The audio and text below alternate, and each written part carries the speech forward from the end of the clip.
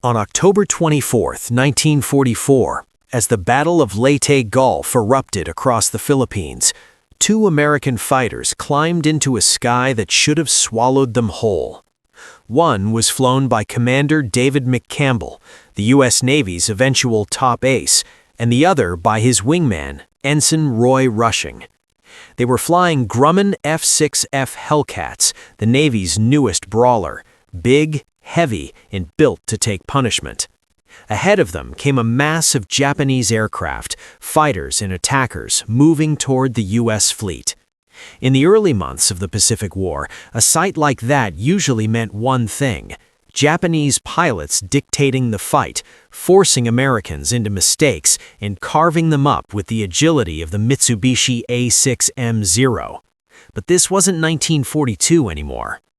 McCampbell and Rushing pushed their Hellcats into the attack and in a single mission shot down 15 Japanese aircraft, 9 credited to McCampbell and 6 to Rushing, an outcome so lopsided it became legend even among carrier airmen who had seen everything. This wasn't a miracle day or a lucky break or one ace having the fight of his life. It was proof that the balance of power in the Pacific Air War had flipped hard. Because the Hellcat wasn't designed to win with finesse, it was designed to end the kind of fight Japanese pilots had built their entire early war dominance on: tight turns, razor timing, and the Zero's ability to punish anything that tried to dogfight it. And once the Hellcat arrived in numbers, Japan's greatest advantage, its pilots, started running out of sky. Welcome to the True Historical Channel. Please subscribe and hit bell icon. When the Pacific War began in December 1941, Japanese naval aviation was the most experienced carrier force on Earth. Many of its pilots were combat veterans of China, rigorously trained and masters of coordinated carrier warfare. Their primary weapon in the air was the Mitsubishi A6M Zero, a fighter built for range and maneuverability, capable of out-turning and out-climbing most Allied aircraft it faced in 1941-42. Early encounters proved the difference. In the Philippines, Malaya, and the Dutch East Indies, American and Allied pilots flying aircraft like the P-40 Warhawk and the Navy's F-4F Wildcat found themselves outmatched in turning fights. The Zero's light weight and exceptional low-speed handling allowed Japanese pilots to dictate engagements. American aviators learned quickly, and often fatally, that trying to dogfight a Zero on its terms was a mistake. By mid-1942, U.S. pilots began adapting. Tactics like the Toch Weave allowed Wildcats to survive against more agile opponents. But survival was not dominance. Even at Coral Sea and Midway, American carrier fighters were fighting defensively as much as offensively. The U.S. Navy needed something more than new tactics. It needed a fighter that could absorb punishment, dive faster, climb harder at combat speeds, and still meet the Zero head-on. That fighter would enter combat in August 1943, and it would change everything. By 1942, the U.S. Navy understood something uncomfortable. The F-4F Wildcat, though rugged and increasingly well-flown, was a stopgap. It could survive the Zero with disciplined tactics, but it could not decisively overpower it. Carrier battles like Coral Sea, May 1942, and Midway, June 1942, exposed both the courage of American pilots and the limits of their aircraft. Fortunately, the Navy had anticipated this need even before Pearl Harbor. In June 1941, Grumman was awarded a contract to design a successor to the Wildcat. The result was the XF-6F1, which first flew in June 1942. Early combat reports from the Pacific, especially those analyzing Zero performance, led to a critical decision. The prototype would be fitted with the far more powerful Pratt & Whitney R2800 double WASP engine.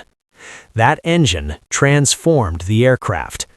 The production F6F3 Hellcat, entering service in 1943, carried a 2,000-horsepower radial engine, heavy armor protection, self-sealing fuel tanks, and 6.50 caliber machine guns. It wasn't built to outturn the Zero in a slow spiral. It was built to dive faster, roll effectively at combat speeds, absorb damage, and keep fighting. The first Hellcats reached fleet squadrons in early 1943. In August 1943, they would meet the Zero in large-scale combat for the first time, and the pattern of the Pacific Air War would begin to change. On August 31, 1943, during carrier strikes against Marcus Island, the F6F Hellcat entered large-scale combat for the first time. Squadrons from USS Essex, CV-9, and USS Yorktown, CV-10, launched the new fighter against Japanese opposition that included experienced naval aviators and A6M Zeros. The results were immediate and striking. Hellcat pilots reported clear advantages in speed, dive performance, and high-speed handling.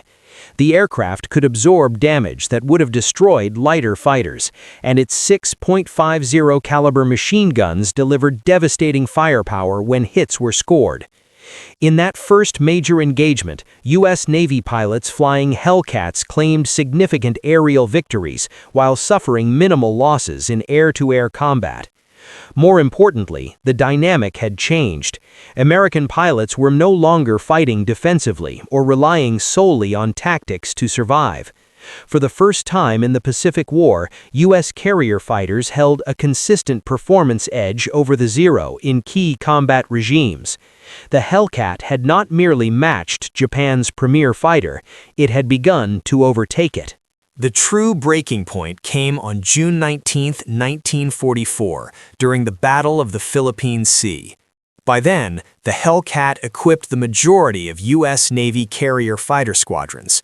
When Japanese carrier aircraft launched massed strikes against the American fleet, they encountered radar-directed fighter control, improved pilot training, and hundreds of F6FF Hellcats.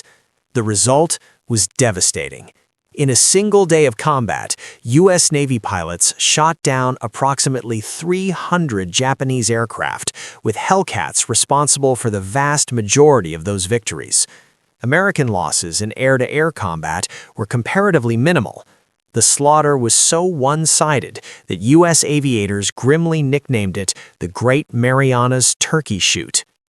The battle didn't just represent a tactical defeat for Japan, it shattered the remaining strength of Japan's carrier aviation.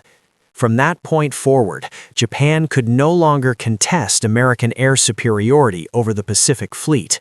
The advantage had permanently shifted. By late 1944, the numbers told the story clearly. The F6F6 Hellcat would ultimately be credited with over 5,200 aerial victories, accounting for roughly 75% of all U.S. Navy air-to-air kills in the Pacific War. Its overall combat kill-to-loss ratio was approximately 19-1, one of the highest of any American fighter in World War II. But the aircraft alone was not the full explanation. By 1944, Japan faced a catastrophic pilot shortage.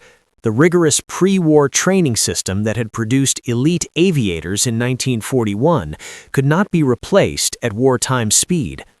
Losses at Midway, the Solomons, and especially the Philippine Sea gutted Japan's experienced air crews. Replacement pilots entered combat with far fewer flight hours.